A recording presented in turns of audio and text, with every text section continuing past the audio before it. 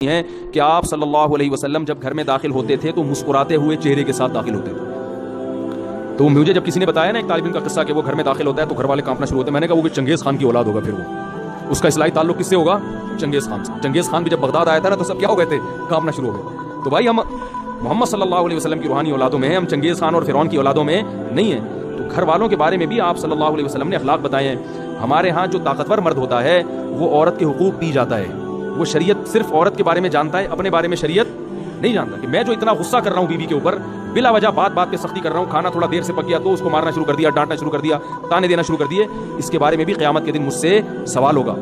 ایک میں واقعہ سناتا ہوں پھر اپنی بات کو ختم کرتا ہوں۔ دیکھو ایک صحابی نے اپنی ایک باندی تھی، عبداللہ ابن رواحہ رضی اللہ تعالیٰ عنہ، بڑے مجاہد صحابی تھے۔ عبداللہ ابن رواحہ بڑے مجاہد صحابی تھے۔ ان کی ایک باندی تھی، وہ باندی بکریاں چرایا کرتی تھی، ریوڑ لے کے جایا کرتی تھی۔ تو ایک بڑی اچھی خوبصورت بکری تھی، بڑی نسلی بکری تھی۔ عبداللہ ابن رواحہ نے اپنی باندی سے کہا، آپ لوگ کی توجہ ہے نا، مجھے اصل میں ذرا چیخ کے بولنا پڑ رہا ہے تو کیونکہ وہ اسپیکروں کا سیٹ اپ تھوڑا سا اخبل طریقے والا ہے، تو اتنا چیخ کے جو ہے نا آدمی پھر سنائی تو صحیح دے رہا ہے، لیکن وہ اس لیے دے رہا ہے کہ میں بہت چیخ رہا ہوں، بیان ہو رہا ہے چیخنے کے خلاف اور چیخنا مجھے خود پڑ رہا ہے۔ وہ ایک مولوی صاحب تقریر کر رہے تھے، میں ان کی تقریر سننے گیا، وہ بہت چیخ کے بول رہے تھے حضرت علی نے فرمایا، وہ اتنی زور زور سے بولے تھے میرے کان میں تکلیف شروع ہو گئی۔ میں نے کہا کہ حضرت علی نے کیا اتنی زور سے فرمایا تھا؟ ہے بھائی جیسے حضرت علی نے آرام سے فرمایا تھا تو امام صاحب آپ بھی آرام سے ہی فرما دیں، تو آرام سے ہی بات کرنی چاہیے نا، چیخنا چلانا یہ شریعت میں پسندیدہ کام نہیں، لیکن لاؤڈ اسپیکر ہی وہ آپ لوگوں کو شاید اتنا اندازہ نہ ہو سسٹم کا، تو اس لیے مجھے چیخنا پڑ رہا ہے بہت زیادہ۔ تو میں واقعہ سنا رہا تھا کہ بھائی دیکھو ہمیں اپنے اخلاق بھی عورتوں کے ساتھ، جو گھروں میں خواتین ہیں نا، اس میں چنگیز خان بننے کی اجازت۔ میں آپ کو ایک بات بتاؤں، اگر ناراض نہ ہو، کراچی اور پنجاب میں مردوں کی شکایتیں آتی ہیں کہ بیویاں ظلم کرتی ہیں، اور بلوچستان اور کوئٹہ اور KPK سے خواتین کی شکایتیں آتی ہیں کہ مرد ظلم کرتے ہیں۔ ہو سکتا ہے یہ غلط ہو، رپورٹ غلط ہو، لیکن کچھ تو حقیقت ہوگی نا اس میں، کیونکہ یہاں مردوں کی حکومت ہے اور اللہ کا بڑا فضل ہے، اس پہ اللہ کا شکر ادا کرنا چاہیے۔ لیکن مرد کے جہاں روب ہوگا تو مرد اس روب سے ناجائز فائدہ اٹھانا شروع کر دیتے، ناجائز فائدہ اٹھانا شروع۔ تو حضرت حکیم الامہ مولانا شرف علی تھانوی رحمہ اللہ تعالی نے لکھا ہے کہ مسلمان عورت کی یہ سب سے بڑی خوبی ہے کہ وہ جب اس کی شادی ہوتی ہے تو اپنے مرد کے علاوہ اس کی توجہ کسی اور کی طرف نہیں ہوتی۔ فرمایا یہ اتنی بڑی خوبی ہے کہ اس خوبی کے ہوتے ہوئے بیوی کی ہر خامی کو برداشت کر لو کہ یہ تمہاری ہے۔ جن لوگوں نے باہر ملکوں میں سفر کیا ہے نا، وہ یہ جانتے ہیں کہ وہاں عورت میں ہر خوبی ہے، مگر اس کے بارے میں یہ بھروسہ نہیں ہوتا کہ یہ صرف میری ہے یا میرے علاوہ اس کی کسی اور کی طرف بھی رغبت ہے۔ یہ بہت بڑا عیب ہے۔ تو مسلمان عورت میں اب تک الحمدللہ خیر غالب ہے، وفا کرتی ہے اپنے شوہر کے ساتھ، شوہر کو فالج ہو جائے علاج کرے گی اس کا، بھاگے گی نہیں وہاں سے۔ باقی آپ ذرا جائیں نا دنیا میں سفر کریں تو میاں جب تک کما رہا ہے، صحت اچھی ہے تو میاں ہے، ذرا سا مسئلہ خراب ہوا عدالت سے طلاق لی اور کسی اور سے شادی کر لی۔ ہمارے ہاں خاندانوں میں جب نکاح ہوتا ہے تو زندگی بھر کے لیے ہوتا ہے، جب تک کوئی بہت سخت مشکل نہ ہو طلاق کی طرف نہیں جاتے، تو یہ بہت بڑی خوبی ہے۔ تو KPK سے اور بلوچستان سے جو شکایتیں آتی ہیں اس میں مردوں کی سختی کی شکایتیں آتی ہیں کہ مرد عورتوں پہ بولو بھائی ہاتھ اٹھاتے ہیں، چھوٹی چھوٹی باتوں پہ مارتے ہیں، تانے دیتے ہیں۔ آپ لوگ کے علاوہ کی بات کر رہا ہوں، آپ لوگ ناراض نہ ہو، آپ لوگ کے علاوہ جتنے مرد ہیں جو میرا بیان نہیں سن رہے ان کی بات کر رہا ہوں کہ وہ بیویوں کو مارتے پیٹتے بھی ہیں، بلا وجہ چھوٹی چھوٹی باتوں پہ ڈانٹتے بھی ہیں، اور معذرت کے ساتھ اس میں دیندار اور بے دین سب برابر ہیں۔ وہ سمجھتے ہیں ہماری غیرت، ہم نے بیوی کو جو ہے نا ایسا دبا کے رکھا ہوا ہے، صحیح ہے نا، جب چاہے تھپڑ مار دے کچھ نہیں کر سکتی۔ تو یہ غیرت نہیں ہے، یہ بد اخلاقی ہے۔ سب سے زیادہ روب محمد صلی اللہ علیہ وسلم کا تھا گھر میں، اور سب سے بڑا حق کس کا تھا؟ محمد صلی اللہ علیہ وسلم کا۔ لیکن پوری زندگی آپ نے کسی زوجہ پہ ہاتھ نہیں اٹھایا۔ آپ کہیں گے کہ بھئی ان کی بیویاں اتنی فرما بردار تھیں، جو کہو کر دیتی ہوں گی، ایسا نہیں تھا، فرما بردار تو تھیں، لیکن میاں بیوی میں جو اونچ نیچ ہوتی ہے وہ ہمارے نبی کے گھر میں بھی ہوتی تھی۔ صحیح حدیث میں ہے کہ ایک مرتبہ آپ صلی اللہ علیہ وسلم اپنی بیویوں سے ناراض ہو کے 1 مہینے کے لیے گھر سے باہر چلے گئے، کیونکہ جب میاں بیوی کا رشتہ ہوتا ہے تو پیغمبر کا اور امتی کا رشتہ الگ ہے اور شوہر بیوی کا رشتہ الگ ہے، اور اللہ نے آپ کے گھر میں یہ واقعات اس لیے ہونے دیے تاکہ امت کو سبق ملے کہ بھائی اختلاف کے وقت کیا کرنا ہے۔ تو کتنا پریشان ہوئے ہوں گے کہ 1 مہینے کے لیے گھر سے غائب ہو گئے، فرمایا میں نہیں آؤں گا قریب کسی، اور جب 29 تاریخ ہوئی ہے نا تو گھر چلے گئے۔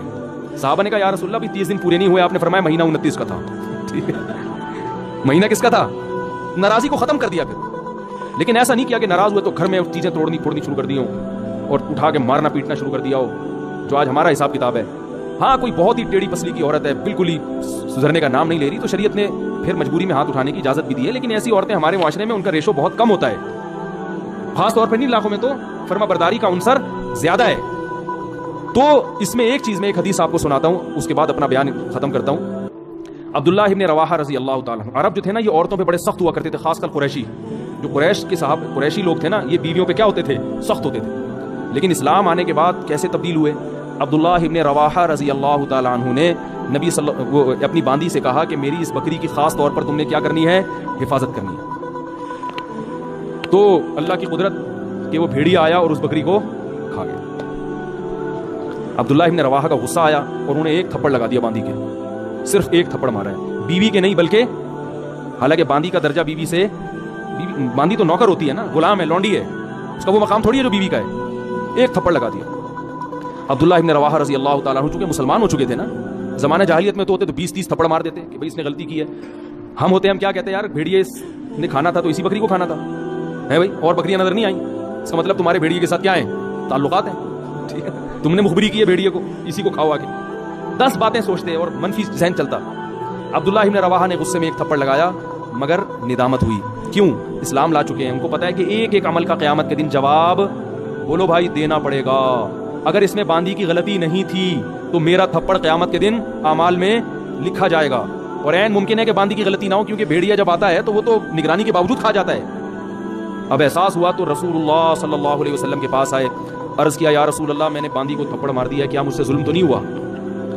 مختصر سنا رہا ہوں حدیث. آپ صلی اللہ علیہ وسلم نے صحابی کو حکم دیا کہ اس باندی کو آزاد کر دو. اس وقت آج کے حساب سے دیکھا جائے تو باندی کی قیمت کروڑوں اربوں روپے بنتی تھی. سب سے مہنگا مال کیا ہوتا تھا اس زمانے میں؟ باندی. ایک تھپڑ کے بدلے میں نبی نے کیا حکم دیا, اگر جہنم کی آگ سے بچنا چاہتے ہو تو اس کو آزاد کر دو. عبداللہ ابن مسعود رضی اللہ تعالیٰ عنہ نے ایک دفعہ اپنے غلام کو مارا, وہ بھی غلام تھا, نوکر تھا, بیوی نہیں تھی. غلام کا مقام تو بیوی سے کم ہوتا ہے. جب مارا تو آپ صلی اللہ علیہ وسلم نے کیا حکم دیا, فرمایا اللہ اقدر علیک منک علیہ, اے ابن مسعود جتنی تجھے اپنے غلام پہ قدرت ہے نا, اللہ کو تجھے اس سے بھی زیادہ قدرت, اللہ کو تجھ پر اس سے بھی زیادہ قدرت ہے. تو آج اس کو مار رہا ہے اس لیے کہ تیرا نوکر ہے, یہ کچھ نہیں کر سکتا. اللہ تیرے گناہوں پر اگر سزا دینا تو بھی کچھ نہیں کر سکتا, کیونکہ اللہ کو تجھ سے بھی زیادہ طاقت ہے. تو جیسے تو یہ چاہتا ہے کہ تیری خطاؤں کو اللہ معاف کرے, تو تو بھی اپنے ماتحتوں کی غلطیوں کو معاف کر.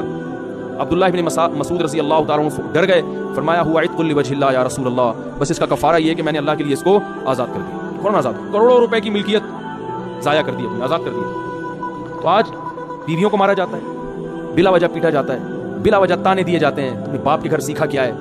تیرے باپ نے تجھے تربیت نہیں کی, تیری ماں نے تجھے سکھایا نہیں ہے. یہ کتنے برے تانے ہیں بد اخلاقی والے. بھائی کوئی خامی ہے تو محبت سے انسان بتا دے. ہمارے ہاں اصلاح کا عنصر کم ہوتا ہے, تانے دینے کا عنصر بولو بھائی زیادہ ہوتا ہے. تو بھائی یہ اگر آپ اس طرح سے کریں گے تو کل قیامت کے دن اس کا جواب اللہ کو بولو بھائی دینا پڑے گا.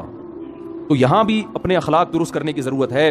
تو اللہ نے ہمیں جو پیغمبروں کا جو سلسلہ بھیجا, ان پیغمبروں کا بنیادی مقصد بھی یہ ہے کہ ہم اللہ کے حقوق بھی ادا کریں, جس میں نماز ہے, روزہ ہے, زکوٰۃ ہے, قربانی ہے, اور مخلوق کے حقوق بھی ادا کریں, جس میں والدین بھی ہیں اور اولادیں بھی ہیں. یہ ساری چیزیں ہمارے گھروں میں آئیں گی جب ہم دین کی طرف آنے کی کوشش کریں گے. اور آج آپ اپنے بڑوں کے حقوق ادا کرو گے تو کل بڑھاپے میں آپ کی اولاد آپ کے حقوق ادا کرے گی. اور اگر آپ آج نہیں ادا کرو گے تو کل بڑھاپا پھر آپ پر بھی آئے گا, پھر لوگ آپ کے حقوق بھی ادا کرنے کے لیے تیار نہیں ہوں گے. اللہ تعالیٰ سے دعا ہے کہ جو کچھ کہا سنا اللہ تعالیٰ اس میں جو کمی کوتاہی ہوئی اللہ معاف فرمائے.